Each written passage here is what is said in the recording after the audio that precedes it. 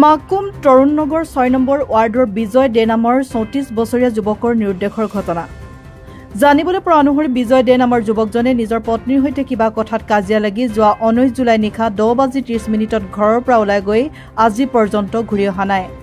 পৰিয়ালৰ লোক মিতিৰ কুটুম সকলোতে বিচাৰ খুচাৰ কৰিও বিচাৰি নোপোৱাত চিন্তিত হৈ পৰিছে যুৱকজনৰ পত্নী বৃদ্ধ পিতৃ-মাতৃ। ইপিনে যুৱকজনৰ সৈতে যোগাযোগ কৰিবলৈও নিজৰ মোবাইল ফোনটো ঘৰত এৰি থৈ যায়। ইতিমধ্যে যুৱকজন নিৰুদ্দেশ হোৱাৰ সন্দৰ্ভত আৰক্ষী থানাত এজাহাৰ দাখিল কৰিছে পৰিয়ালৰ লোকে।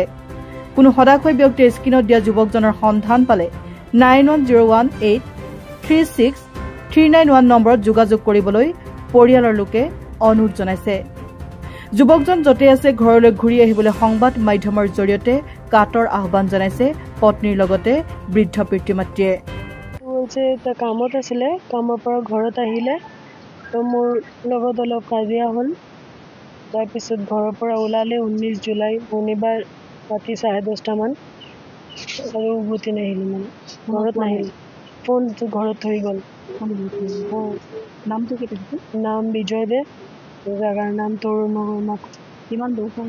35। মোৰ নাম পাৰ্মিতা দে। মোৰ এটা 1.5 বছৰৰ ল'ৰা আছে। মানে এতিয়া কি সন্দেহ কৰে? একো বুজি পোৱা নাই, একো ক'ত আছে মই বিচাৰি পোৱা নাই।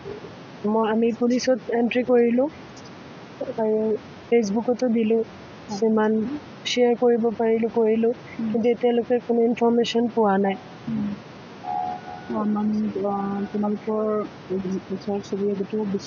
গোটেইবোৰ বিচৰা হৈ গ'ল। আমাৰ ফেমিলি মেম্বাৰ বা তাৰ বন্ধুখিনি যিমান আছে চব বিচৰা হৈ গ'ল, কিন্তু তাতো যোৱা নাই। আগতে হ'ল তেনেকুৱা? আগতে হোৱা নাই, এইটো ফাৰ্ষ্ট টাইমেই হ'ল। য'তে আছা যদি তুমি চোৱা তেনেহ'লে আহি যোৱা, বা কোনোবাই যদি চাই তাক তেনেহ'লে আমাৰ নাম্বাৰটো দিয়া আছে, মানে যিমান যদিও মানে কণ্টেক্ট কৰিব কণ্টেক্ট কৰিলে ভাল হয়। মোৰ যেখানে আছো তোমরা ঘরে আয় বাবা, বাবা ঘরে আয়, আমার এতটুকু লাগে আর কিচ্ছু লাগে না বাবা, তুই ঘরে আয়। কালার আছিলে ড্রেসটো আর জিন্স প্যান্ট আছিলে গ্ৰীণ কালাৰ। ৰাতি 10:30 মান বজাত ওলাই গৈছে। আপুনি দেউতা আছে? মই দেউতা। আমি এতিয়া চব দিয়া হৈছে, মোবাইল নম্বৰ দিয়া হ'ল। এতিয়া য'তে আছে য'তে আহি তাৰ ল'ৰা বোৱাৰীক যেনেকৈ আহি চায়, সেইটো মোৰ বৰ্তমান। আৰু মই তাত আৰু একো ক'ব নোৱাৰোঁ। দেউতাক বিচাৰি আছে, সেই ইয়াতেই থাকক, সেই যেনেকৈ ঘৰলৈ আহে।